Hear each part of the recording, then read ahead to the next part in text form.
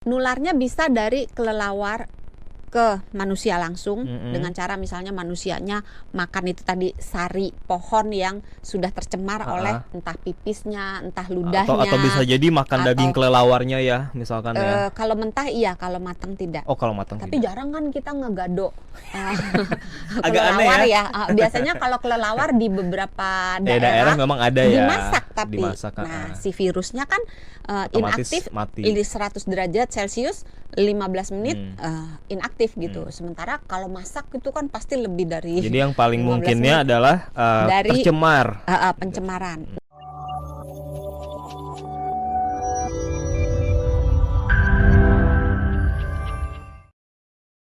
Nah, tapi kalau kata Doksen yang strain M ini sudah ada di Indonesia sejak lama. Udah lama. Tapi sebenarnya penyebaran kasusnya seperti apa, Dok? Apakah banyak yang terkena strain M dari virus Nipah ini di Indonesia? Sebenarnya jarang sih ya. Okay. Kasus terakhir kalau saya nggak salah ingat itu di tahun 2000.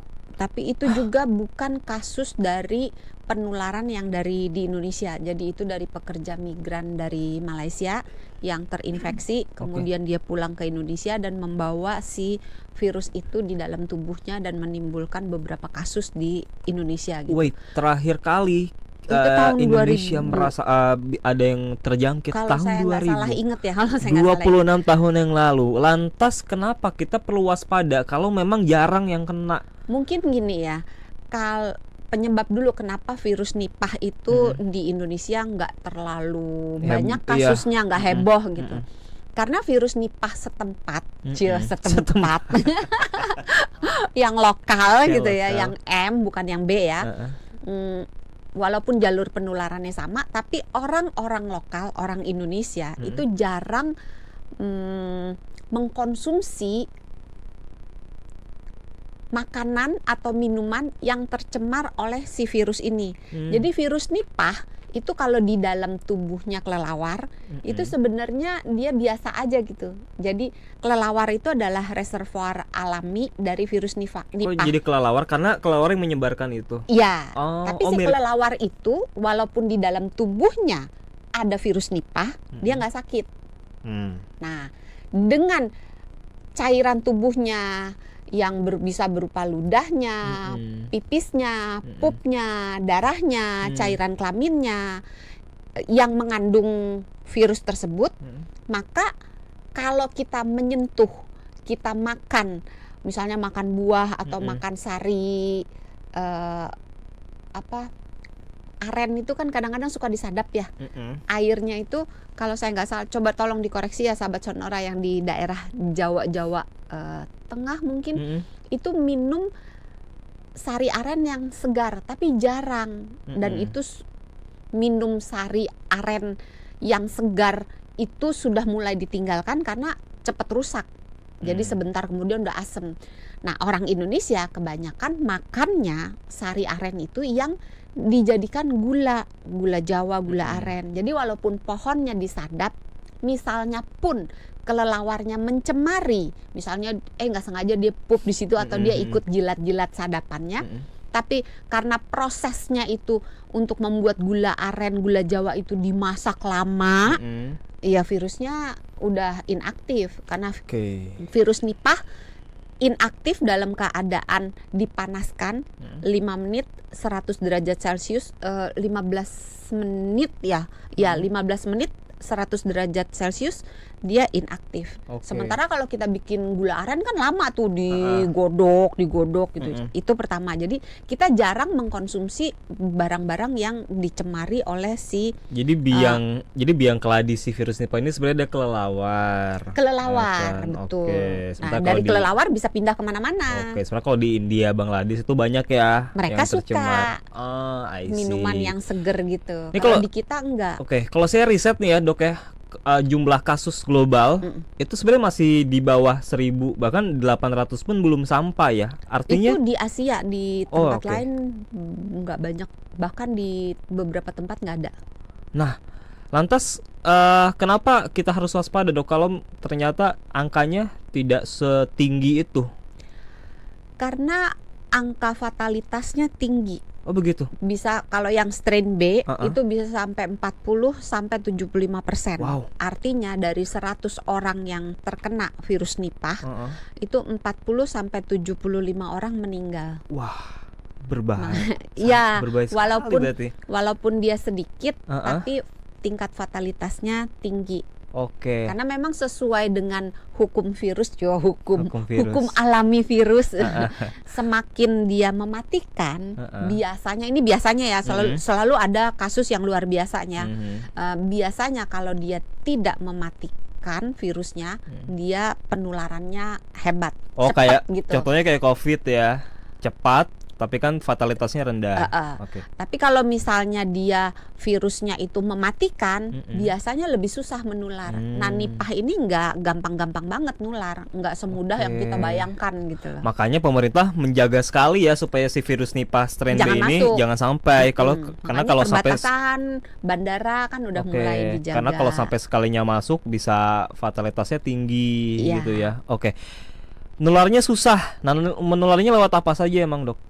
Nularnya bisa dari kelelawar ke manusia langsung dengan cara misalnya manusianya makan itu tadi sari pohon yang sudah tercemar oleh entah pipisnya, entah ludahnya. Atau bisa jadi makan daging kelelawarnya ya, misalkan ya. Kalau mentah iya, kalau matang tidak. Oh, kalau matang tapi tidak. jarang kan kita ngegado Agak kelelawar aneh ya. Biasanya kalau kelelawar di beberapa daerah memang ada ya. Dimasak. Nah, si virusnya kan inaktif di 100 derajat Celcius 15 menit inaktif gitu. Sementara kalau masak itu kan pasti lebih dari. Jadi yang paling mungkinnya adalah dari tercemar. Pencemaran. Atau bisa juga dari buah. Nah, kan sering tuh kelelawar makan buah. Terutama yang udah mateng gitu. Kalau orang dulu nganggepnya buah yang udah bekas digigit kelelawar itu pasti buah mateng. Karena kelelawar tuh pinter banget, dia nggak hobi tuh yang mentah-mentah gitu, yang mengkal-mengkal, nggak, dia sukanya mateng gitu. Jadi entah pepaya, hobinya kelelawar tuh makan pepaya, mangga gitu. Jadi buah yang lunak-lunak gitu, yang manis, nah dimakan. Nah seringkali yang dimakan itu nggak dihabisin. Mungkin kelawarnya tajir kali ya, jadi sekali makan dibuang gitu. Ngidamnya cuma beberapa saat itu. Iya, nah sisanya yang bekas gigitan kelelawar itu sebetulnya sudah tercemar. Kalau kelelawar yang makan itu di dalam badannya ada virus Nipah. Tapi tidak selalu ya. Tidak semua kelelawar itu di dalam badannya ada virus Nipah. Nah, kalau dia ada virus Nipah, dia gigit, berarti dalam buah itu pindah virus Nipahnya melalui air liurnya. Harus selalu digigit dulu karena kan orang mana yang ngambil buah yang udah digigit. Kadang-kadang ada. Emang ada. Nah terus biasanya dipotong aja, dibuang gigitannya itu kan orang biasanya kalau nyari buah kan yang masih utuh di pohon ya kan, kalau udah digigit kan. Ini ketahuan nggak pernah hidup di kampung. Kalau orang kampung nih, coba ya, kalau di kampung mah kita mungut. Iya ya. Iya, berarti saya yang jarang ke kampung ya. Buang-buang sedikit dimakan gitu. Nah bahayanya adalah liur itu kan water base itu apa? Liur itu kan cairan yang basisnya air, bukan minyak. Buah juga basisnya air, sehingga ketika si kelelawar menggigit buah, maka ludahnya dia bisa larut dan menyerap masuk ke dalam si buahnya dan bercampur. Nah, berapa jauhnya kan kita nggak tahu. Sementara kalau kita potong bekas gigitannya aja, ternyata dia nyerapnya udah sampai ke tengah, kita makan bagian tengahnya, walaupun nggak kena bekas gigitannya, juga kena ininya. Saya jadi mikirnya ini susah banget kan, karena kan kita nggak tahu mana aja yang ada kelelawarnya, mana aja ada yang enggak ya kan. Itulah sebabnya dalam surat edaran Kemenkes disebutkan bahwa kita sebaiknya mencuci dulu buah atau sayur yang akan dimakan dan membuang buah yang sudah digigit oleh kelelawar. Jadi Kemenkes sudah. Tunggu, ada juga buah jatohan. Yang sudah jatuh. Kan buah jatohan kadang-kadang misalnya apa ya, durian misalnya. Durian kan kadang suka ada durian jatohan yang udah jatuh terus dia udah agak terbuka. Iya. Udah terbuka. Nah, walaupun tidak ada bekas gigitannya, bisa terjadi, ini kemungkinan ya, bukan pasti ya. Bisa saja kelelawar jilat. Usil kan namanya ada aja kelelawar usil ya. Dijilat gitu. Nah, kalau kelelawar yang menjilatnya itu adalah yang terinfeksi, maka pindahlah virusnya. Kalau enggak. Oke, jadi Kemenkes tuh ceritanya udah mengeluarkan surat edaran, isinya adalah untuk mencuci kalau mencuci dan mengupas buah.